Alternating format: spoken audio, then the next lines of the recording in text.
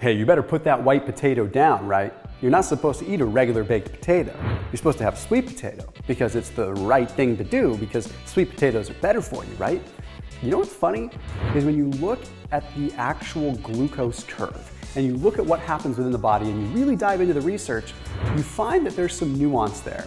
And we really need to expand upon it, because we can't just take what everyone has been saying as the actual truth. Maybe we need to look at what else is going on. So when you look at a sweet potato and you look at a regular white potato, they're about the same amount of calories, they're the exact same amount of fat, they're just about the same amount of carbs. A sweet potato has a smidge more fiber, but really the only difference is a white potato has more starch than a sweet potato, and a sweet potato has more vitamin A and might have some antioxidant properties.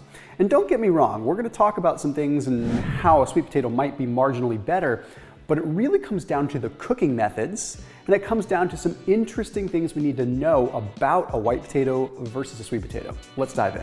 After today's video, you can save 25% off your entire grocery order through Thrive Market.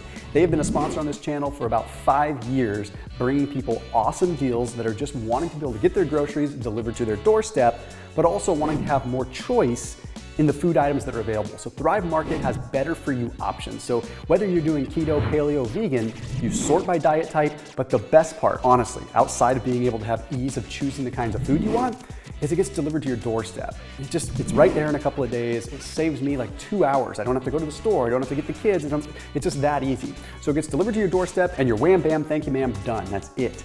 So if you want to save 25% off your entire first grocery order plus get a free gift, check them out using that link down below this video after this video. So the first thing you have to look at is when you cook a sweet potato, what happens? Because with a raw sweet potato, you're looking about 26-ish grams of carbs and about 5.6-ish grams of sugar in a general cup, okay? But once that is cooked, the carbohydrate count goes up to 41.4 grams and 17 grams of sugar.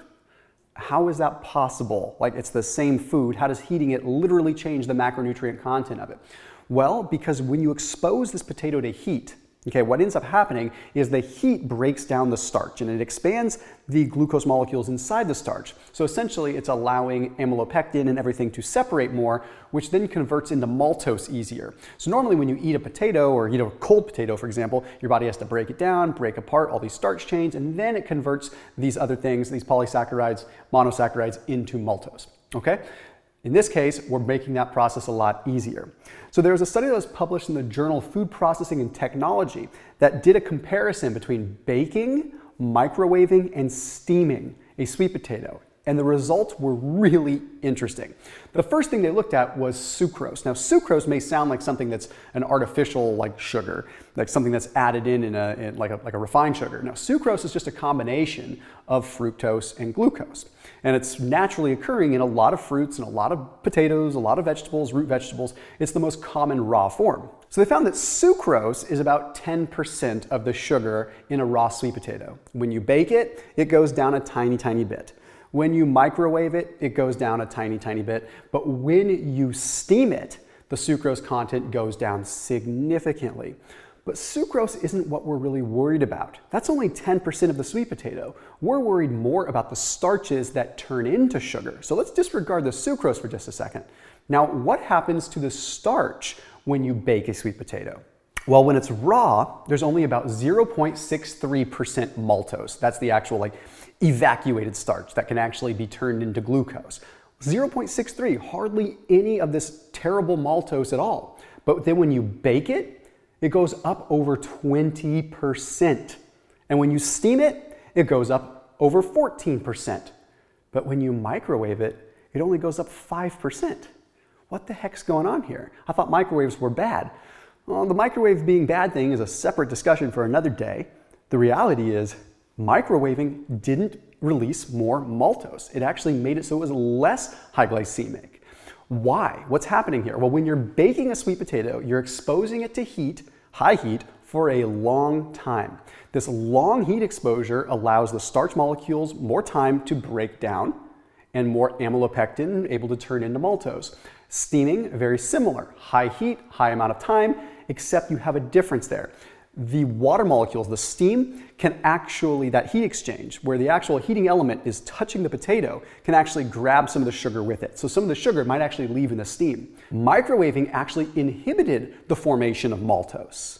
Okay, but it also was such a short amount of time that you're heating it, you didn't have the starch break down as much. Pretty wild. So that would also be true for a white potato since it's so similar. Microwaving your potato might actually be a better way to not have as huge of a glucose spike.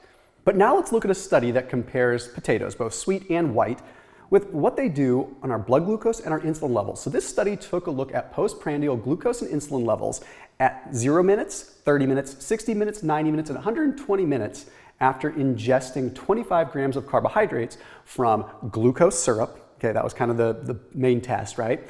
Whole sweet potatoes, sweet potato flesh, sweet potato skin, regular white potato, and white potato with something called caepo added to it, which is supposed to slow down the digestion of the white potato and break down starches slower.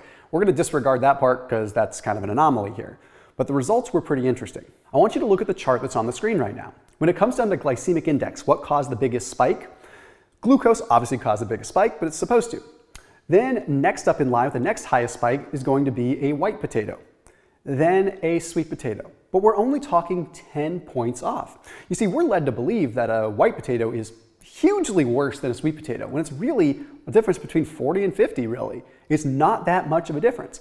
And then when you look at the insulin release, it's pretty similar too. It follows that same kind of line. Glucose, of course, triggering the biggest spike, and then next up in line being the white potato, then the sweet potato. So that comes to bring us the question, like, okay, there is a recognizable difference. It's not super small, but it's also not huge, but what's causing that difference? Well, the first thing is the sweet potato skin is more fibrous, so that probably slows things down. That's why when you look at the flesh, it might be different. If you're looking at flesh of white potato versus flesh of sweet potato, it might be a little more similar because the skin could be some of the factor there. But what's even more of a factor is there is a study that was published in the Journal of Food and Function. Now, it was an in vitro study, but it was interesting. They found that the anthocyanins, okay, the antioxidants that are in the pigmented potato, so like a sweet potato that has orange pigment, these anthocyanins, these antioxidants, they actually inhibit what is called alpha-glucosidase. Now, alpha-glucosidase is an enzyme that breaks down so that amylopectin and everything can turn into these monosaccharides that turn into, obviously, or these polysaccharides that turn into the monosaccharide of maltose. What this means is that you're having a digestive inhibition, so you're not digesting as much of the carbohydrates, so you're not absorbing as much. Pretty cool, actually. So at that rate, okay, maybe a sweet potato along with other carbohydrates is better than a white potato along with other carbohydrates. See what I'm saying? Because maybe some of the benefit of that sweet potato with that alpha-glucosidase inhibitor can carry over to slow down the digestion of other carbs you consume. So if your only sole source of carbohydrate is potato, sweet potato or white potato, really not a big difference, doesn't matter. But if you're having a load of carbohydrates, like with Thanksgiving dinner, for example, Thanksgiving dinner, it might be better to opt for the sweet potato and not have the white potato because the sweet potato might have a carryover effect and slow down the digestion and absorption of, say, the stuffing and things like that too. It's pretty darn cool. But it gets even crazier. There was a study that was published in the journal Nutrient, and this one looked at chilled potatoes. This is what's cool. Okay, chilled potatoes are a specific kind of starch called a retrograded starch or a resistant starch, RS3 starch. Remember how I told you when you heat a potato, it expands all the glucose molecules. Basically, it separates out the starch chains. Well, when you do this and then chill it again, the amylopectin and the other polysaccharides, monosaccharides, they bind back together and they repackage in a tight form that our body no longer can really digest well again. So it's almost like having a raw potato, but different because you can actually eat it and not break your teeth while chewing it.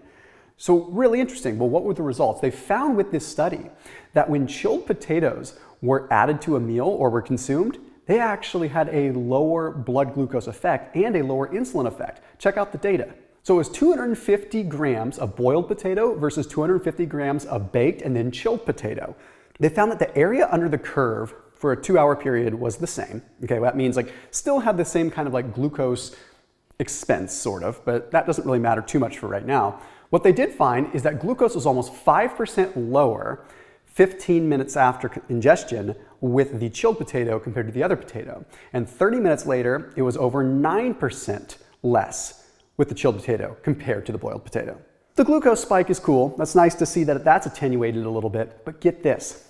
15 minutes after ingestion, with the chilled potato, insulin was 25% lower than the boiled potato group.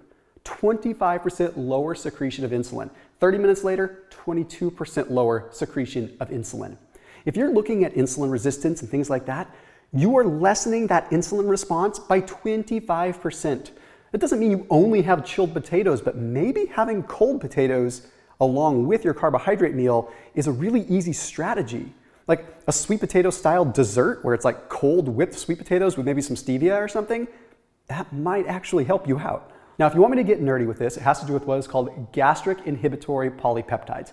With that, nothing changed. So basically, when both groups consumed their potatoes, they both had the same sort of GIP response. So that happens quickly. So the body still recognized they were carbohydrates, but where the change occurred was not in the duodenum with the GIP, it changed with glucagon-like peptide in the bottom part of the small intestine and in the colon, indicating that these resistant starches were actually hanging out in the gut, getting fermented and not affecting glucose. Instead, they were feeding fiber. They were feeding the gut bacteria, creating short-chain fatty acids, which also have a long-stream positive effect. So out of all of this, cold sweet potatoes, cold white potatoes, potato, okay, they're gonna do the same kind of thing. Whether it's a cold potato that's white or a cold potato that's a sweet orange potato.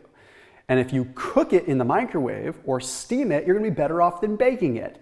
So it's all about how you cook if you understand the physiology and the science behind what happens with these starches. As always, keep it locked in here on my channel and go eat some potatoes.